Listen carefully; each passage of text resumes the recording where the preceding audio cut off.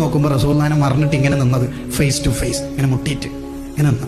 എന്നിട്ട് നിന്നിട്ട് പറയണത് എന്താ പറയാ, തങ്ങൾ ശത്രുക്കളെ നോക്കല്ലേ. എന്താ നോക്കിയാലും തങ്ങൾക്കെതിരെ 50 അവർ വിടുന്നുണ്ട്.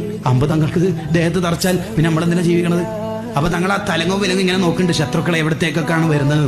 അങ്ങനെ നോക്കുമ്പോൾ അപ്പോൾ ജനങ്ങൾ പറയണത് നോക്കല്ലേ നബിയെ നോക്കല്ലേ. ഇങ്ങനെ പറയുമ്പോഴേക്ക് തങ്ങൾക്കെതിരെ വരുന്ന 19 ഇരുമ്പിന്റെ അമ്പ് ഈ പുറത്ത് തറച്ചിട്ട് ബ്ലഡ് 19 ദ്വാരത്തുനിന്ന് ബ്ലഡ് പുറത്തേക്ക് പോകുമ്പോൾ അബൂദു ജനങ്ങൾ ഇങ്ങനെ തന്നെ നിന്നിട്ട് പറയണത് നോക്കല്ലേ നബി, എന്റെ മുത്ത് തങ്ങളല്ല നോക്കല്ലേ. ഈ പ്രേമം തലയിൽ കയറിയാല് ഇനി 1000 അമ്പ് തറച്ചാലും വേദന ഉണ്ടാവില്ല. പ്രേമം കയറണം തലയിൽ, നാവിലല്ല, സ്റ്റാറ്റസിലല്ല, തലയിൽ കയറണം. അതാണ് എടോ പ്രേമം തലയിൽ കയറിയാൽ എങ്ങനെ? നേർത്ത മൊഴികളിലകമുണരും കുറുകിടുമീ പറവകളും ദൂതു പോകും നേരം